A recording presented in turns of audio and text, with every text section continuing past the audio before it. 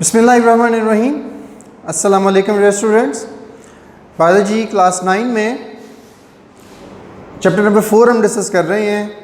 उसमें last time lecture number 11 के अंदर हमने टॉपिक डिस्कस किया था न्यूक्लियस के बारे में। आज हम उसके सेल के ऑर्गेनेल्स जो हैं डिफरेंट उसके अंदर पाए जाते हैं, वो डिफरेंट फंक्शन परफॉर्म कर रहे होते हैं। आज हम उनमें से दो डिस्कस करेंगे। एक उसमें से है राइबोसोम्स और एक है उसके साथ माइटोकॉन्ड्रिया। ये दोनों सेल के ऑर्गेनेल्स अपने अपने फंक्शन, जैसे मैंने पहले जिक्र किया, कि परफॉर्म करते हैं। इनमें से राइबोसोम जो है इसका काम पूरे सेल के लिए प्रोटीन को सिंथेसिस करना, प्रोटीन को बनाना, ये इसके फंक्शन में शामिल है। और माइटोकॉन्ड्रिया जो होता है ये पूरे सेल के लिए एनर्जी फ्राहम करने का सबसे बड़ा सोर्स होता है। पूरी बॉडी को जितनी एनर्जी मिलती है वो बेसिकली सेल के माइटोकॉन्ड्रिया के अंदर ही प्रिपेयर होके वहाँ से बाहर ट्रांसपोर्ट होके आती है। अब हम डिस्कस करते हैं सबसे पहले राइबोसोम के बारे में। राइबोसोम जो हैं these are tiny granular structures, tiny small size के हैं ग्रैनुलर स्ट्रक्चर्स, दानेदार शक्ल में पाए जाते हैं। बेसिकली इसकी रीज़न क्या है, ये पिछले कुछ लेक्चर्स के अंदर प्रोकैरियोटिक और यूकैरियोटिक सेल का डिफरेंस जहां हम पढ़ते रहे हैं, वहां पर मैं आपको बताता रहा हूं कि जो कुछ सेल के अंदर ऑर्गेनेल्स ऐसे पाए जाते हैं जिनके बाहर मेम्ब्रेन होती हैं, कुछ ऐसे ऑर्गन होते हैं जिन ऑर्गेनेल्स ऐसे पाए जाते हैं जिनके बाहर मेम्ब्रेन नहीं होती। अब इसका जो बेसिक स्ट्रक्चर है वो सिर्फ मॉलिक्यूल्स का बना हुआ है। वो हम अभी डिस्कस करते हैं कि इसके अंदर प्रोटीन और राइबोसोमल आरएनए दो तरह के मॉलिक्यूल होते हैं, लेकिन उन मॉलिक्यूल्स के बाहर कोई मेम्ब्रेन मौजूद नहीं होती। इसलिए इसकी अपीयरेंस जो है वो उन्हीं ग्रैन्यूल्स और उन्हीं दानेदार शक्ल की ही नज़र आ रही होती है जिन मॉलिक्यूल्स के साथ वो मिलके बना हुआ होता है। जिन मॉलिक्यूल से मिलके ये बना है उसके बाहर राइबोसोम के ऊपर कोई मेम्ब्रेन मौजूद नहीं होती। ये नॉन मेम्ब्रेनस है, इसके बाहर मेम्ब्रेन नहीं है। आप लोकेशन डिस्कस करते हैं। Location these are either freely floating in cytoplasm, free floating cytoplasm के अंदर आज़ादाना तैर रहे होते हैं।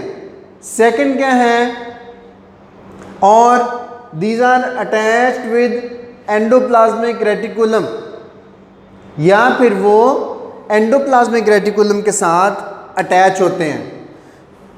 हमने सेल का स्ट्रक्चर बनाया था, इसमें सेंटर में ये इसका न्यूक्लियस आ गया। यहाँ हमने एक ऐसे स्ट्रक्चर बनाई थी सेल मेम्ब्रेन को डिस्कस करते वक्त, इनको हमने लिखा था, ये होते हैं ER, इसे कहते हैं एंडोप्लाज्मिक रेटिकुलम।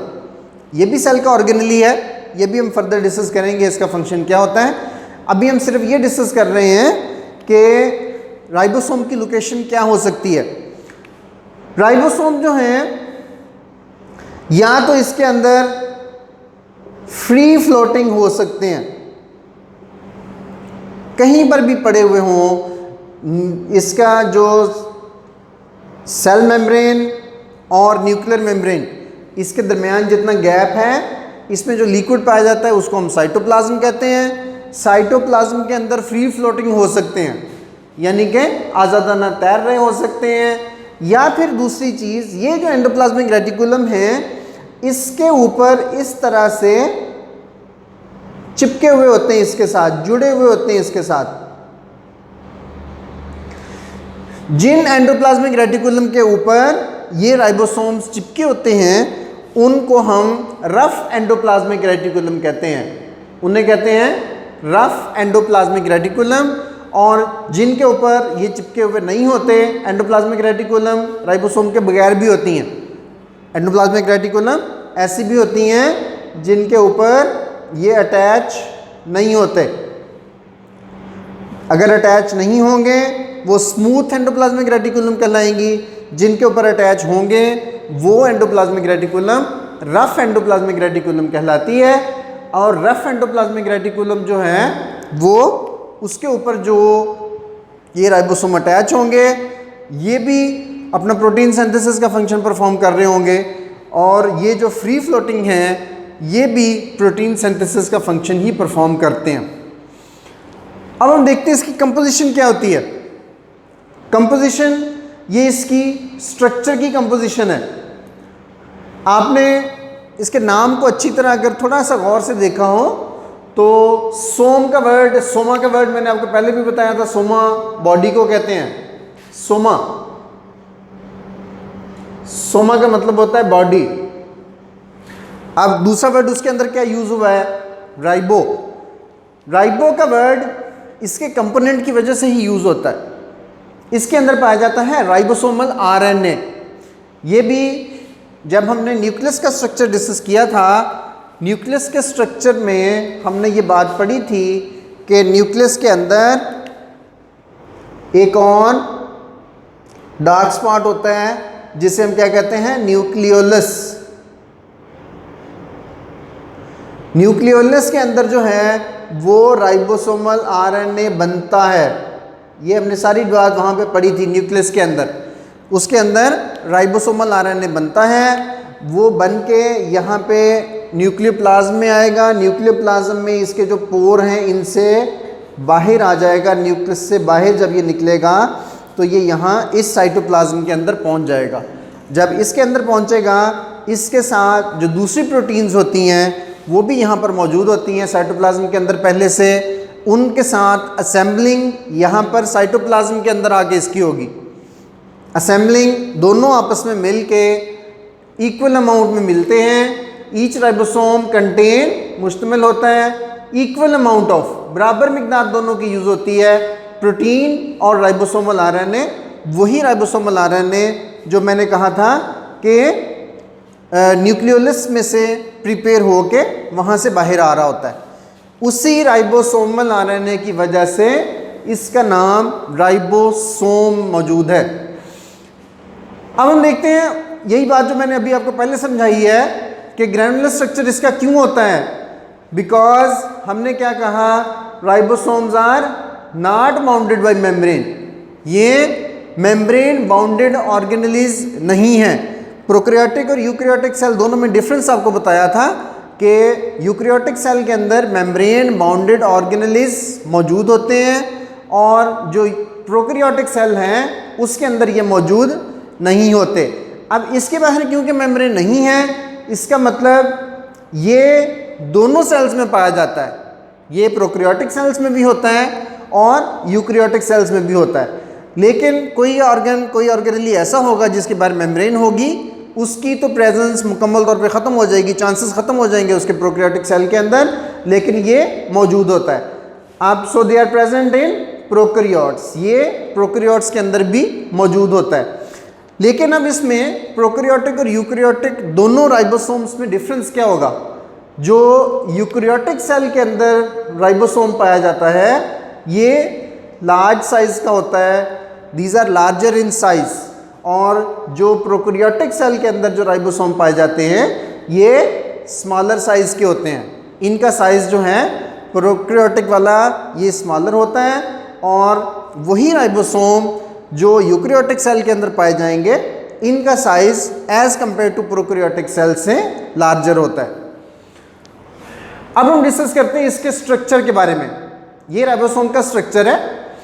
इसमें बेसिकली इसके दो यूनिट होते हैं, एक लार्जर सब यूनिट होता है और एक उसका स्मॉलर सब यूनिट होता है।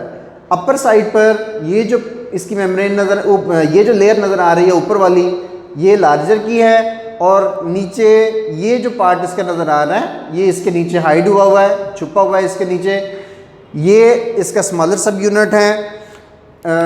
इसकी पेट लैंग्वेज में इसको हम जो लार्जर साइज का यूनिट होता है इसको 50s यूनिट कहते हैं,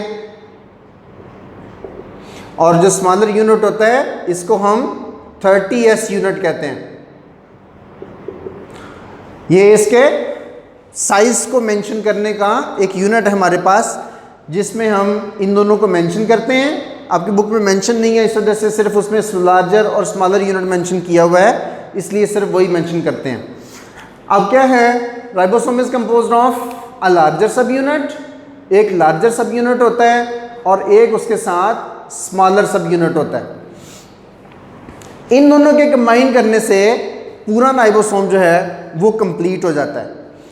अब जो बात हमने की थी, इसका फंक्शन क्या है? Ribosomes are the site of protein synthesis. ये सेल की पूरी रिक्वायरमेंट के लिए जितनी उसको प्रोटीन की ज़रूरत है वो सारे की सारी जो हैं वो राइबोसोम ने मैन्युफैक्चर करके उसको देनी है। These are the site of protein synthesis. उसके बाद क्योंकि अब ये सेल के लिए बहुत इंपॉर्टेंट फंक्शन है, सेल को जब तक प्रोटीन नहीं मिलेगी, अमीनो एसिड्स नहीं मिलेंगे, ना वो फर्दर डीएनए प्रिपेयर कर सकेगा, ना वो बॉडी के डिफरेंट जो मेटाबॉलिज्म का प्रोसेस है वो सारे का सारा उसका स्टॉप हो जाएगा अगर इसको प्रोटीन की सप्लाई जो है वो बंद कर दी जाएगी। अब वो कहता है large number of ribosome are present in a cell. Large number कितने हो सकते हैं? एक सिंपल यूकैरियोटिक सेल के अंदर जो राइबोसोम्स हैं इनकी तादाद 10 मिलियन तक हो सकती है। सिर्फ एक सेल के अंदर 10 मिलियन यानी कि तकरीबन 1 करोड़, 10 मिलियन से यानी 1 करोड़ राइबोसोम जो हैं वो सिर्फ एक यूकैरियोटिक सेल के अंदर पाए जाएंगे जो उसके लिए प्रोटीन सिंथेसिस कर रहे होंगे। अब जो बात प्रोटीन सिंथेसिस की कर रहे हैं, इसमें आपको थोड़ा सा एक ओवरव्यू दे देता हूँ, समझा देता हूँ इसका मेथड कैसे होता है। लार्जर सब यूनिट और स्मॉलर सब यूनिट, ये दोनों सिर्फ उस वक्त आपस में कंबाइन करते हैं, सिर्फ उस वक्त आपस में जुड़ते हैं जिस वक्त प्रोटीन सिंथेसिस करनी होती है इसने। जब प्रोटीन सिंथेसिस का प्रोसेस ये स्टॉप कर देगा, अगर एक टाइम है जब सेल को ज़रूरत नहीं है उस वक्त इसने प्रोटीन सिंथेसिस नहीं कर रहा, तो ये दोनों पार्ट एक दूसरे से डिसअसेंबल हो जाएंगे, एक दूसरे से सेपरेट हो जाएंगे। साइटोप्लाज्म के अंदर ये वैसे ही पड़े हुए होंगे। लार्जर सब यूनिट जो है ये सेपरेट हो जाएगा, स्मॉलर यूनिट जो है ये सेपरेट हो जाएगा। ये जब इन्होंने प्रोटीन सिंथेसिस करनी होगी सिर्फ उसी वक्त ये एक दूसरे से जुड़ेंगे। प्रोटीन सिंथेसिस करने के बाद ये दोनों एक दूसरे से सेपरेट हो जाएंगे। अब प्रोटीन सिंथेसिस करनी कैसे है? प्रोटीन सिंथेसिस का प्रोसेस भी मैंने आपको थोड़ा सा एक दफ़ा समझाया था। वो ये है, जिस वक्त ये आरएनए प्रिपेयर करके न्यूक्लियस भेजता है, न्यूक्लियस के अंदर डीएनए होता है, डीएनए के डबल स्ट्रैंड होते हैं, डबल स्ट्रैंड में से वो एक स्ट्रैंड को कॉपी करके बाहर भेज देगा। वो आरएनए जो है वो ट्रांसफ़र होके यहाँ से एक्सपोर्ट होके बाहर साइटोप्लाज्म में आएगा। साइटोप्लाज्म में आके वो जो आरएनए है वो इन दोनों यूनिट के दरमियान में यहाँ आकर अटैच हो जाएगा। जब यहाँ अटैच होगा, उसकी डिफरेंट टाइप्स होती हैं। ये राइबोसोमल आरएनए है, इसके अलावा एक मैसेंजर आरएनए होता है mRNA, और एक होता है ट्रांसफ़र आरएनए। अब ये जो मैसेंजर आरएनए है ये वो आरएनए है जो अंदर से प्रिपेयर होके न्यूक्लियस में से आ रहा है। इसके ऊपर जो नाइट्रोजन बेसेस अटैच होंगी, ये इन दोनों यूनिट्स के दरमियान में से कॉपी होके गुजरता जाएगा। और ये जो ट्रांसफ़र आरएनए है ये डिफरेंट अमीनो एसिड्स को इसी साइटोप्लाज्म में से पकड़ के इसके साथ ला के जोड़ता जाएगा। जो यूनिट इसका प्रिपेयर होके यहाँ से प्रोटीन का मॉलिक्यूल यहाँ से बाहर जाता जाएगा, और ये जो आरएनए है ये बार इसी तरीके से मूव करके यहाँ से पूरा कॉपी होके यहाँ से आगे गुजर जाएगा। और ये जो प्रोटीन का मॉलिक्यूल प्रिपेयर होगा, ये हम जिस फंक्शन के लिए परफॉर्म करने के लिए न्यूक्लियस ने कहा था वो प्रोटीन हमने प्रिपेयर कर दी है। वो प्रोटीन प्रिपेयर होके जिस जगह पर उसको यूज़ होना होगा ये वहाँ पर चली जाएगी। ये था हमारा सारी डिस्कशन हमारी राइबोसोम के बारे में। सेकेंड ऑर्गेनली सेल का हमने एक और आज डिस्कस करना है, वो है माइटोकॉन्ड्रिया। ये भी सेल का एक ऑर्गेनली है। हमने कहा था हर ऑर्गेनली अपना अपना फंक्शन परफॉर्म कर रहा होता है। इसके ज़िम्मे अब जो फंक्शन लगा हुआ है, इसने पूरे सेल को, पूरी बॉडी को एनर्जी मैन्युफैक्चर करके देनी होती है। एनर्जी सिंथेसिस जो है वो बेसिकली किसके ज़िम्मे है? माइटोकॉन्ड्रिया के। माइटोकॉन्ड्रिया ये प्लूरल वर्ड है, सिंगुलर इसका जो है वो होगा माइटोकॉन्ड्रियन, RIA है, वहाँ पर RION लिखा जाएगा। माइटोकॉन्ड्रियन जो है इसका सिंगुलर होगा और माइटोकॉन्ड्रिया इसका जो है प्लूरल है। अब इसमें है mitochondria found in eukaryotic cells only, ये सिर्फ यूकैरियोटिक सेल के अंदर पाए जाते हैं। उसकी रीज़न अभी मैंने जो पहले बताई थी कि मेम्ब्रेन और जो बाउंडेड ऑर्गेनली हैं इसके बाहर क्योंकि मेम्ब्रेन मौजूद होती है, इसलिए ये सिर्फ यूकैरियोटिक सेल के अंदर होता है, प्रोकैरियोटिक सेल के अंदर ये मौजूद नहीं हो सकता क्योंकि उसमें मेम्ब्रेन बाउंडेड ऑर्गेनलीज होते ही नहीं है। अब स्ट्रक्चर को डिस्कस करते हैं। These are bounded with double membrane, ये डबल मेम्ब्रेन इनके बाहर जो है वो बनी हुई होती है। ये एक लेयर इसकी बाहर वाली नज़र आ रही है, आउटर सरफेस इसकी बिल्कुल प्लेन नज़र आएगी, बाहर से हमें जो माइटोकॉन्ड्रिया नज़र आएगा बिल्कुल उसकी सरफेस के ऊपर कोई जो है स्पॉट नहीं होगा, कोई ऐसा यानी आउटग्रोथ नहीं होगी, हमें बिल्कुल प्लेन नज़र आ रही होगी।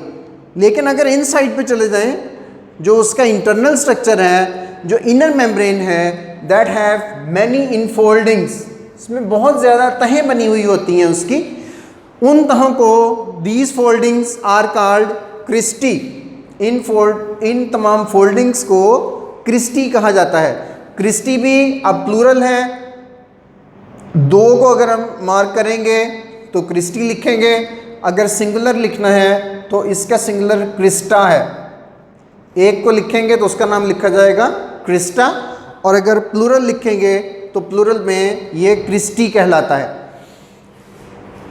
अब इन फोल्डिंग्स का असल बेनिफिट क्या है, मकसद क्या है? हम कहते हैं ये these foldings are the inner membrane have many infoldings, जितना ज़्यादा इसकी लेयर जो है, इसकी मेम्ब्रेन जो है ये फोल्ड होती जाएगी, उतना ज़्यादा सरफेस एरिया इसका इंक्रीज़ करती जाएगी। सरफेस एरिया इंक्रीज़ कैसे होता है? आप एक प्लेन सरफेस है, अगर सिंपल ये सरफेस है, दूसरी सरफेस हम ऐसे लेते हैं, इसके ऊपर एक सिंपल सी एग्जांपल आपको देता हूँ। मोटरसाइकिल के इंजन के ऊपर ये प्लेन सरफेस होती है, उसके बाद इस तरह से बड़ी बड़ी उसमें आउटग्रोथ बनाई जाती हैं। सिर्फ इस प्लेन का सरफेस एरिया इंक्रीज़ करने के लिए बनाई जाती हैं। अगर हवा यहाँ से सिर्फ इतने एरिया से जो है वो हीट को यहाँ से डिसोसिएट कर रही है, तो जब इतनी ज़्यादा फोल्डिंग उसके ऊपर अवेलेबल होंगी तो इसका अप साइड डाउन साइड ये सारा एरिया जो है वो बहुत ज़्यादा इंक्रीज़ हो जाता है। जब वो जितना एरिया इंक्रीज़ होगा उतने ज़्यादा एरिया पर एयर वहाँ से गुजरेगी और हीट को यहाँ से जो है वो डिसोसिएट करेगी। अब यहाँ पर सरफेस एरिया इंक्रीज़ करने का हमें क्या बेनिफिट है? यहाँ पर जितने केमिकल रिएक्शन इसके एनर्जी प्रोड्यूस करने के लिए होते हैं वो इन क्रिस्टी की सरफेस के ऊपर होते हैं, इसकी मेम्ब्रेन की सरफेस के ऊपर होते हैं।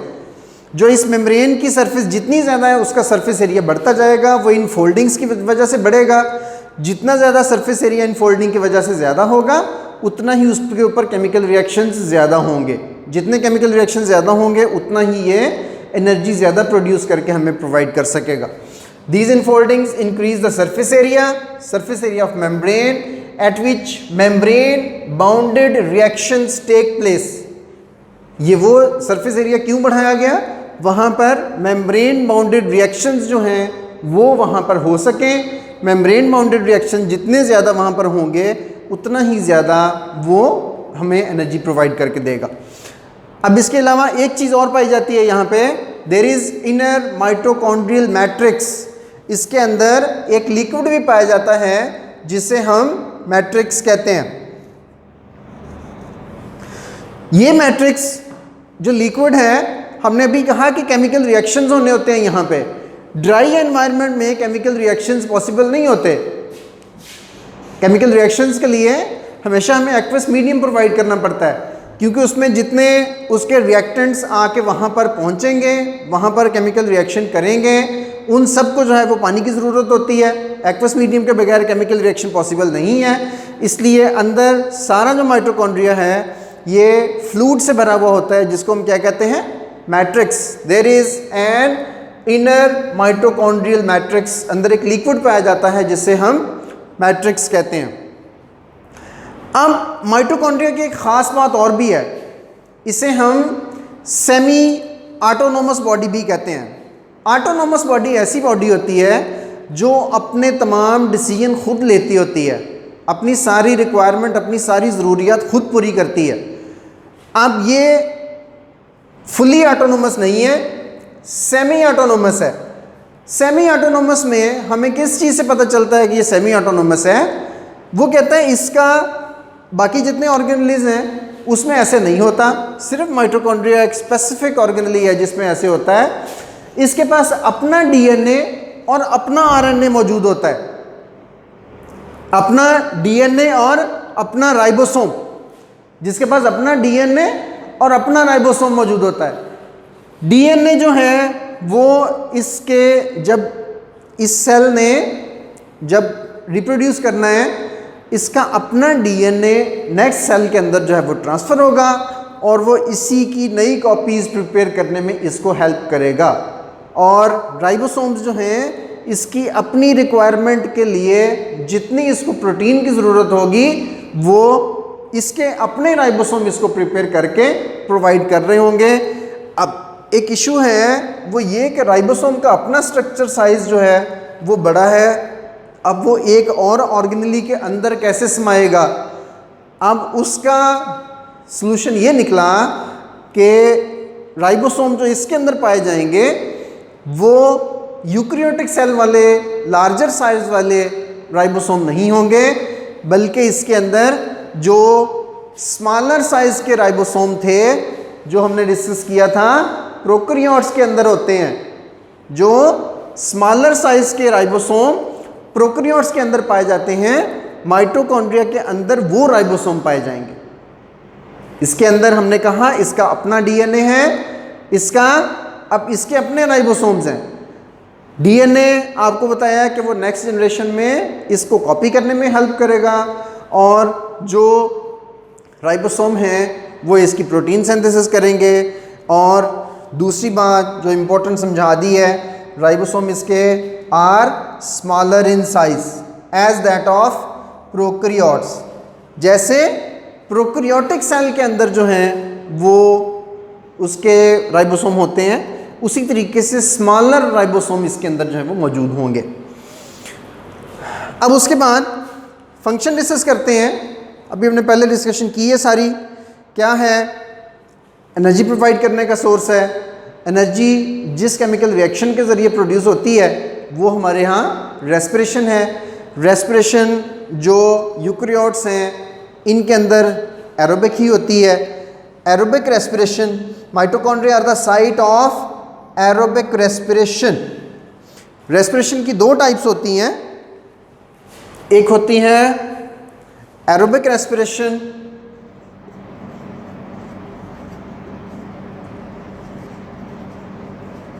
एक होती है एनएरोबिक। एरोबिक रेस्पिरेशन होती है with oxygen, in the presence of oxygen होगी, वो एरोबिक रेस्पिरेशन होगी। जो विदाउट ऑक्सीजन होती है या इन दी एब्सेंस ऑफ ऑक्सीजन होती है, ये जो है एनारोबिक रेस्पिरेशन कहलाती है। अब ये सेंटर है बेसिकली माइटोकॉन्ड्रिया किसका सेंटर है?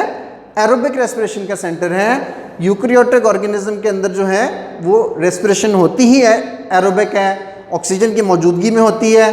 अब ये प्रोसेस क्या होगा? सिंपली हमने जो रेस्पिरेशन की इक्वेशन पढ़ी हुई है, ग्लूकोज प्लस ऑक्सीजन और उसमें एनर्जी प्रोड्यूस होती है। ये सारा केमिकल रिएक्शन जो है ये इसी माइटोकॉन्ड्रिया के अंदर हो रहा होता है।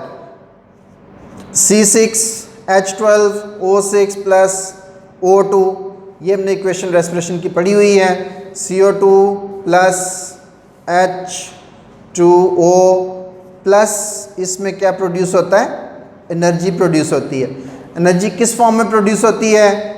ATP की फॉर्म में प्रोड्यूस होती है। ये वो केमिकल है जिसको हम सेल की एनर्जी करेंसी का नाम देते हैं। ये होता है ATP, एडिनोसिन ट्राईफॉस्फेट।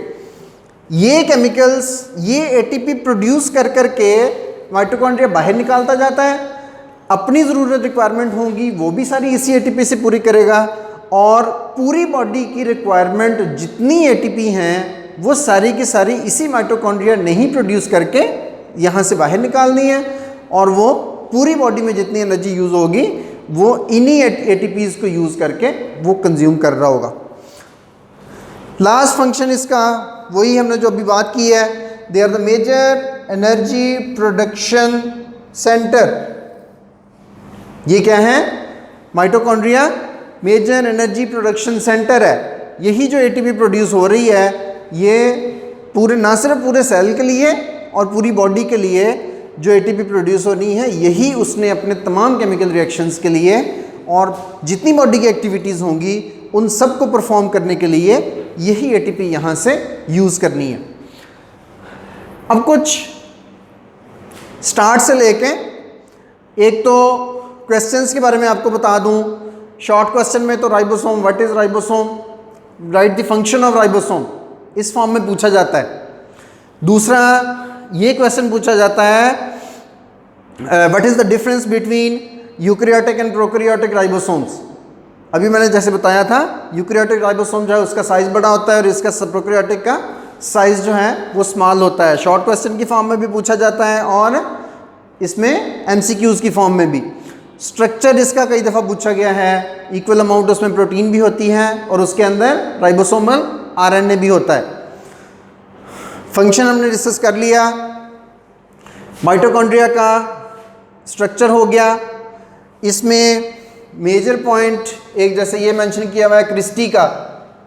आगे हम एक सेल का ऑर्गेनली पढ़ेंगे गोल्जी बॉडीज़ के नाम से। इसके अंदर क्रिस्टी है, CRISTAE। उसके अंदर जो लेयर होती है उसकी सैक्स बनती हैं, सैक्स की लेयर बनती है, उसका नाम है cisternae. What is the difference between cristae and cisternae, ये क्वेश्चन बहुत दफ़ा आया हुआ है। क्रिस्टी मैंने आपको यहाँ पे समझा दिया है, the infolding the inner membrane make many infoldings called cristae. Mitochondria की इनर मेम्ब्रेन जो है वो बहुत ज़्यादा फोल्डिंग बनाती है, इन फोल्डिंग्स को हम क्रिस्टी कहते हैं। और ये आगे गोल्जी ऑपरेटस में आएगा। वो क्या है? The sacs of Golgi apparatus और गोल्जी जो है bodies, they make a stack of या bunch of sacs that is called cisternae.